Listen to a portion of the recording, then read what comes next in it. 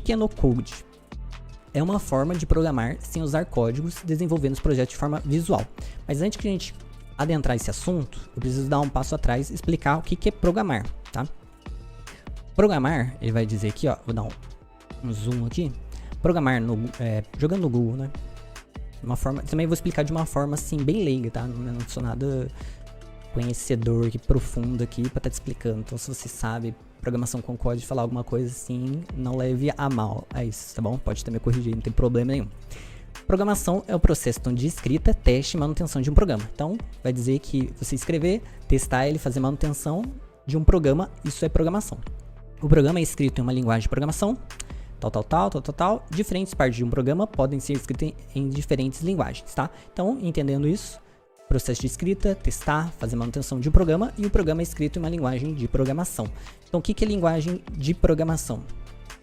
Linguagem de programação são regras, são códigos que determinada linguagem de programação vai entender. Então, por exemplo, assim, a gente tem algumas linguagens aqui, depois eu vou falar do HTML e CSS, tá?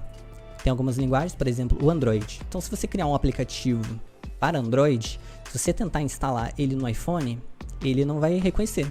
Por quê? Porque ele não tem a linguagem certa para esse aplicativo, né? Para esse dispositivo no celular. Então, por exemplo, se você instalar algum outro programa que o Google Chrome lê, identifica, né? Se for uma outra linguagem e ele não identifica, ele não vai rodar, né? Então, são regras, cada uma vai ter uma, né? E a gente tem várias linguagens de programação. Tem JavaScript, C++, as mais conhecidas, tá? Que eu coloquei só algumas, mas tem uma porrada. Python, PHP, tá? Linguagem C, né? Acho que é assim que fala. Node.js, Java, JavaScript e entre outras.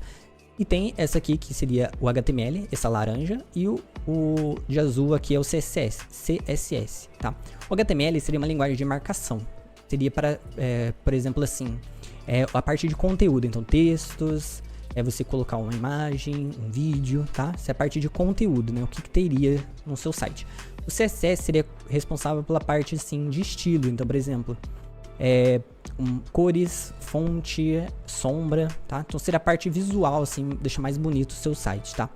E aí, para você, por exemplo, para você criar, como vai dizer aqui, ó, vou voltar aqui, para você criar diferentes partes de um programa, podem ser escritas em diferentes linguagens. Então, para você criar um site, você não conseguiria criar em uma linguagem só. Por exemplo, esse meu site aqui, ó. Esse meu site, você precisaria de 3 linguagens, que seria o HTML, a parte de textos, a parte aqui, por exemplo, aqui de imagem, né, de vídeo, se tiver. O HTML seria responsável disso. O CSS seria responsável pela parte de cor, né, de fonte, tá, de sombra. E o JavaScript seria responsável de parte de interação. Então, mais movimento, deixar o site mais interativo, tá? E para você criar, então, esse site, um site nada tão complexo, você precisa de 3 linguagens. Olha só os códigos do meu site, seria só uma parte. E para você criar esse site, você precisaria colocar cada código, né?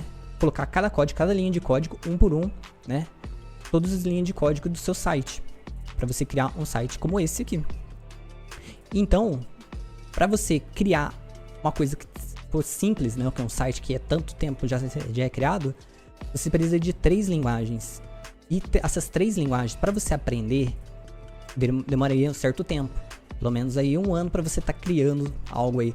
Então, tem gente que leva menos tempo, né? 6 meses, tudo bem. Mas assim, você gastaria um tempão para você aprender uma linguagem, para aprender uma segunda linguagem, uma terceira linguagem, para ir criar algo assim. Então, o que a gente pode perceber? Que na maneira tradicional, você gastaria muito mais tempo.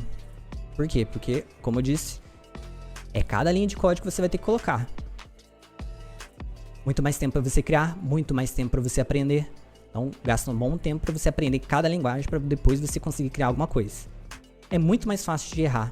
Por quê? Porque se você esquecer uma linha de código ali, beleza, tem aquelas... Acredito que... Eu não sei muito bem, tá? Mas tem umas coisas que o pessoal consegue estar visualizando os erros, né? Tipo, testar, né? Só que assim, para você que esquecer uma linha de código ali, é muito mais fácil, com certeza, né? Isso daí não precisa nem ter muito conhecimento. Se você esquecer uma linha ali... ou colocar alguma coisa que dá um problema com outra linha que você colocou, é mais fácil. Então, os erros são mais fáceis de você ter.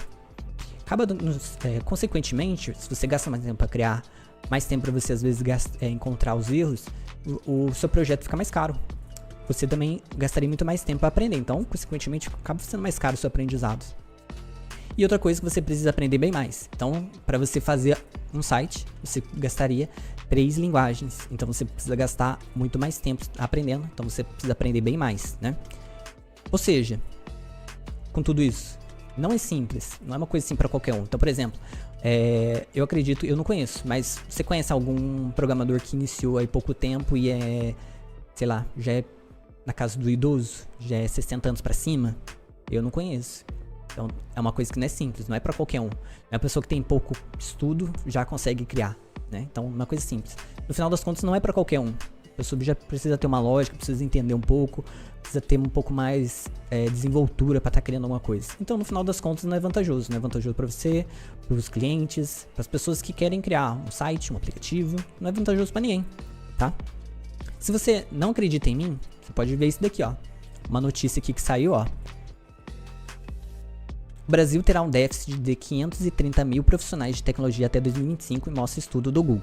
Levantamento do Google for Startups sobre a escassez no mercado de TI aponta que a falta de diversidade, ausência de talentos, como sênior, entre outros fatores, tem impactado no setor.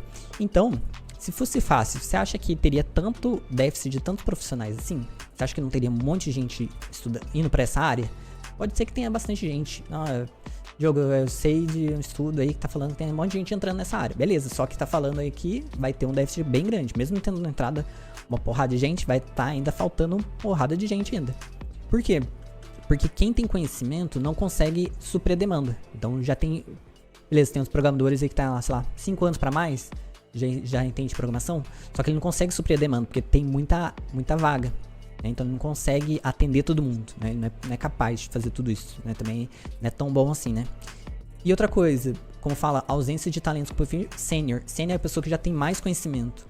Quem tá iniciando, então ela não consegue atender as vagas. Por quê? Porque às vezes são linguagens que precisa aprender, coisas específicas que precisa fazer, ter experiência, e a pessoa não consegue atender. Então, a pessoa que tá entrando na área de programação, às vezes ela não consegue atender a vaga, mesmo tendo muitas vagas, né? Então isso é bem ruim, porque gasta muito tempo até você aprender e tá conseguindo atender essa vaga, né? E tem até uma coisa que eu conheço, que tem 2 pessoas, né, que estudaram programação, que hoje estão em outras áreas, né? Estão fazendo uma outra coisa. Por quê? Porque até conversei uma vez com um e falou que eu tentei e tal e não conseguia. A vaga sempre precisava de mais coisas. Então, acaba sendo bem difícil, né?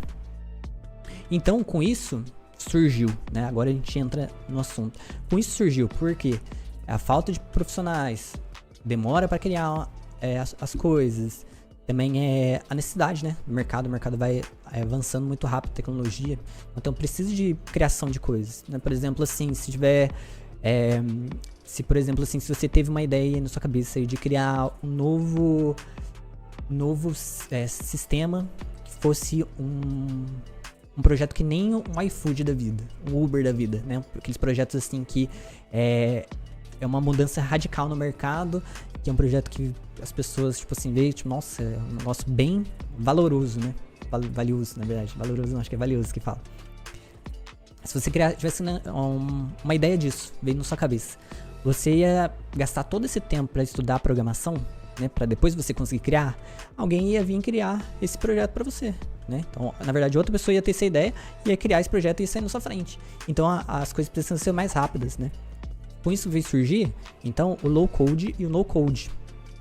O low code significa pouco código, tá?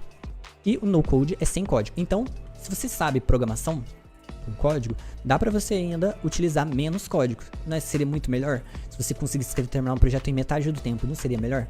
Claro que seria melhor, né? Ou se você gastasse menos aí neurônio aí pra estar desenvolvendo, né? E ainda a mesma funcionalidade, você utilizando seus códigos aí pra fazer uma coisa específica, que às vezes a plataforma não tem, né? Seria bem legal, né? Então dá pra você utilizar o low code.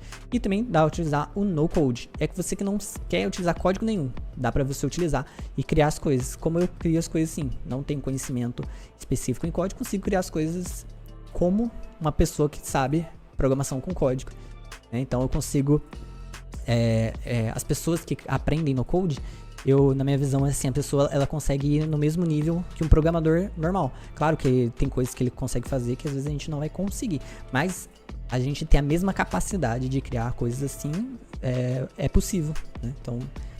Então, aí voltando no assunto, o que é no code? É uma forma de programar sem usar códigos, desenvolvendo os projetos de forma visual. Então, ao invés de a gente utilizar aqueles códigos todos pra gente fazer, colocando linha por linha, a gente faz tudo de maneira visual. E aí, como que a gente faz? Olha só, esse aí como se fosse eu fazendo o meu site. A gente faz tudo de maneira visual, tudo arrastando e soltando os elementos pra dentro da nossa tela. Então, por exemplo, assim, ó, se eu quiser um parágrafo, né, eu só pego o elemento de parágrafo e adiciono no meu site. Se eu quiser, por exemplo, um botão, eu pego o elemento de botão e adiciono no meu site. Então, tudo de maneira de visual, tudo arrastando e soltando. Eu não precisei saber código, não precisei saber HTML, CSS, JavaScript, eu não precisei saber de nada. Eu só utilizei a ferramenta me deu, né, as possibilidades, eu fui adicionando no meu site e criei ele em pouco tempo.